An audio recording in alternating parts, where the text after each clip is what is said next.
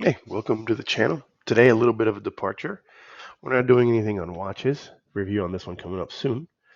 We're actually going to talk ski helmets. And why talking ski helmets? Well, because I need to buy a new one. Why did I need to buy a new one? Because my old one, this old trusty Smith, you can probably see, I had a pretty big ding right there. Got smacked the last time that I wore it, and also broke the retaining clip. You can see a bunch of other dings here. Got hit from behind, uphill, the guy. Some snowboarder. This is the old one. This is the Smith Mission. They're lowest of the line, the cheapest thing they sold. It's a large. It works. It's very light. Not much to say about the helmet. Venting. It's all active venting, so you can close it and open it. I think I always left it open, or always left it closed. I have no idea. I never touched it. So I noticed that there weren't many, if any, comparisons of helmets with others side by side. And there are a bunch of brands out there, and it's kind of hard to discern which one you want to get. So I ordered a MIPS by Smith Altus. I returned it already. Didn't really like the fit, and I had a couple of others coming in, and I just realized, hey, I should do a little video afterwards because if you're like me and you're wondering and looking around, you don't know which one to get. So we're going to talk about two. The Anon Wave Cell Merak, and this other one that if you're into ski stuff, you probably have seen the company on social media, and that's it's the Glade. So Glade makes goggles, and they start making helmets. This is a MIPS multi-impact for direction system. The Anon has their own proprietary technology. Well, it's not proprietary; they're licensed. It's called Wave Cell. We'll get into that in a minute. We'll start with the Boundary. So you see the Boundary helmet here. It's by that company Glade. It's designed and founded over in Breckenridge by these couple of guys, and they wanted to make things accessible for skiers of all budgets and produce quality stuff for a lower price. Well, this helmet is supposed to sell for $200. It's almost always on sale on their website, and I believe that I paid $160 for it. It's got some pretty cool features. It's got a strap retention for the goggles. Speaking of goggles, we're going to compare Smith IO Mag with the Anon M4 system and Glade's own uh, goggle in the next video, and we'll see how they fit with all three helmets, so you can kind of compare and see how if there's a gap. But back to this. So retaining strap. There's a cable adjustment feature for the sizing. You see the MIP sticker there. Venting, a ton of vents. 1, 2, 3, 4, 5, 6, 7, 8, 9, 10, 11, 12, 13, 14, 15, 16, 17, 18 that I can count. 19, 20. So a whole bunch of them. It's supposed to give you a no gap with their fit with their goggle.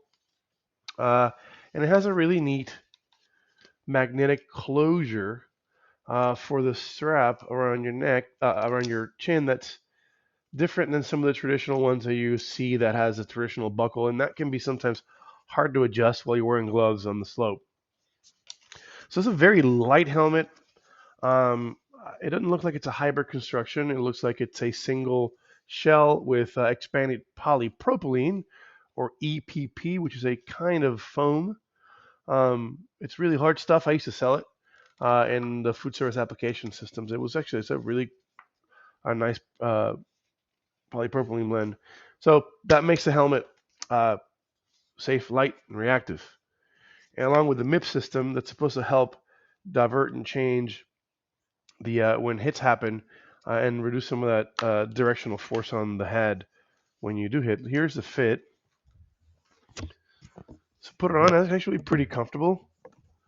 Um, I haven't quite gotten used to latching it, but there it is. It's latched.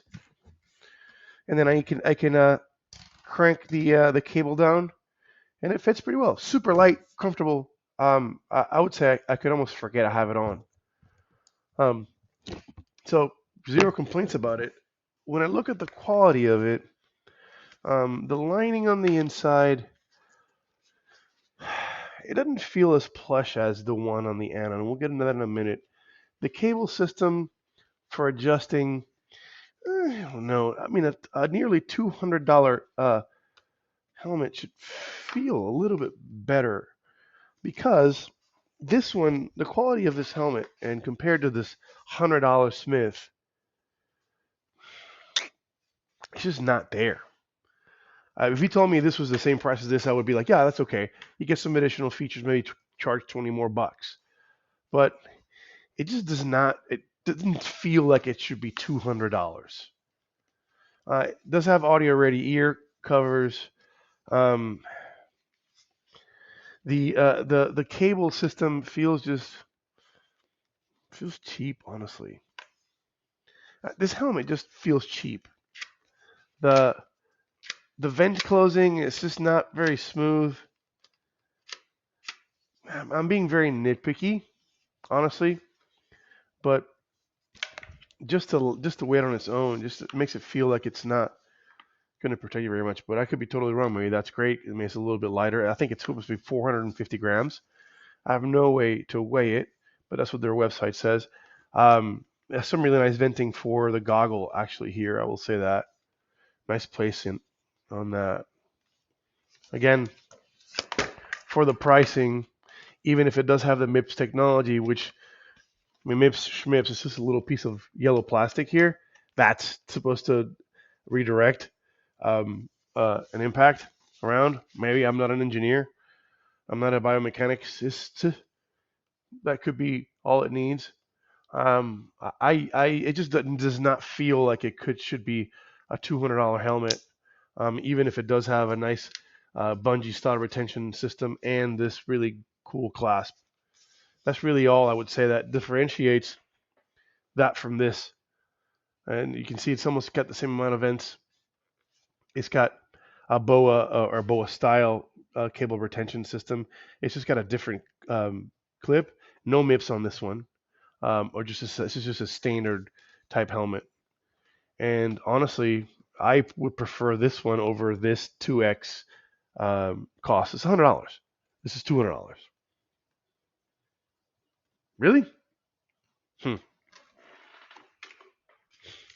Let's look at the Anon here. And here's where I start seeing a difference between as soon as I pick up this Merak, it feels like it should cost $300, and in fact, it MSRP's at $319. So that's 3x the Smith. However, they run sales on these all the time, and I was able to get it for 30% off. So it was 160 and change. So essentially, the same price that I got this guy. Right away, I can tell that the weight and the construction of this is completely different. This is a hybrid 50-50, so it's got double side construction. It's got it's a hybrid shell. I mean, it's got their wave cell technology, which is supposed to you can see it on there. It's supposed to help divert directional impacts by absorbing and moving. It looks like a honeycomb type material in there, and that's supposed to, according to their technology, it's a whole bunch of different interconnected shock absorbers that help the head and the outer shell of the helmet divert some of that force. So that does definitely look like something more significant than a piece of yellow plastic you're calling MIPS that helps the interior lining of the helmet just slip around. I don't know. It also has a 360-degree BOA system where the cable system on this helmet only really works around the back and side of your head. It doesn't do anything in the front. This does feel like a much heavier helmet, but it does have all the literature still attached to it. I think this is supposed to be almost 500 grams. I'll have to, don't quote me on that. I don't remember. Venting, this has got 19 vents, and then the top ones are you can actually close them all the way. They snap close. You can tell. You can just listen to this. Listen. You hear that? That sounds way better than, that was my creaky chair. Listen to this one. Yeah, the quality is just not that it's got bad quality. It just doesn't have the quality of the competitor here. The outer shell is not nearly as smooth, a different material for sure. Well, there's a cable tightening system in the other one. It is not 360. And the way that this one goes around, it actually uses a piece of plastic and cabling to bring it in. It is the BOA brand. I don't know if that's a good thing or a bad thing. I know BOA for. I know they have some pretty good branding and do some pretty good stuff. Curiously,